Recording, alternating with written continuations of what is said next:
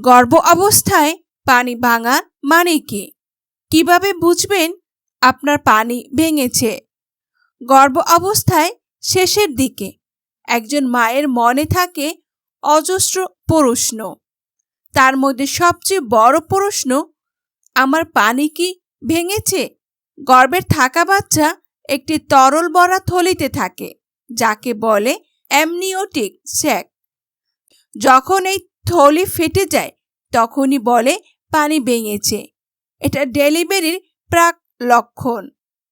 তবে প্রশ্ন হলো, কিভাবে বুঝবেন আপনি পানি ভেঙেছে? আসুন জেনে নিই কিছু স্পষ্ট লক্ষণ। 1. হঠাৎ করে অনেকটা পানি বেরিয়ে আসা। আপনি হঠাৎ করে নিচের দিক থেকে গরম বা ঠান্ডা তরলের স্রোত অনুভব করতে পারেন, যেটা থামছে না। 2. প্রস্রাব নয়, কিন্তু পানি যাচ্ছে। আপনি প্রস্রাব করছেন বলে ভাবতে পারেন, কিন্তু আসলে সেটা অ্যামনিওটিক ফোলেট, যা নিয়ন্ত্রণ করা যায় না। 3. গন্ধহীন ও স্বচ্ছ অথবা সামান্য হলদেটে পানি।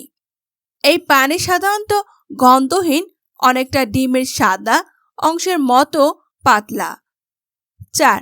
অল্প অল্প করে বারবার বের হওয়া। সবসময় অনেকটা পানি একবারে বের হয় না, অনেক সময় অল্প অল্প করে বারবার বের হয়। 5. ব্যথা না থাকলেও পানি ভাঙতে পারে। শুধু প্রস্রাবে ব্যথা হলে পানি ভাঙে, এই ধারণা ভুল। ব্যথা ছাড়াও পানি ভাঙতে পারে। আপনি যদি এই লক্ষণগুলো দেখেন, দেরি না করে চিকিৎসকের সঙ্গে যোগাযোগ করুন, কারণ পানি ভাঙার পর শিশুর ইনফেকশনের ঝুঁকি বেড়ে যায়। সতর্ক থাকুন, জেনে বুঝে সিদ্ধান্ত নিন, কারণ আপনার সচেতনতাই হতে পারে সুস্থ সন্তানের জন্মের প্রথম ধাপ-বিধি। একজন নতুন মা এগুলো বুঝে না, তাই আমার ভিডিওটি ভালো করে মনোযোগ দিয়ে দেখবেন। মা ও শিশুর স্বাস্থ্য নিয়ে আরও জানুন, আমাদের সঙ্গে থাকুন। ভিডিওটি শেয়ার করুন যেন অন্যরাও সচেতন হতে পারে। যদি ভিডিওটি আপনার কাজে আসে তাহলে ভিডিওটি আপনি শেয়ার করে দিন। যারা নতুন মা আছে তাদের উপকারে আসবে। ধন্যবাদ সবাইকে।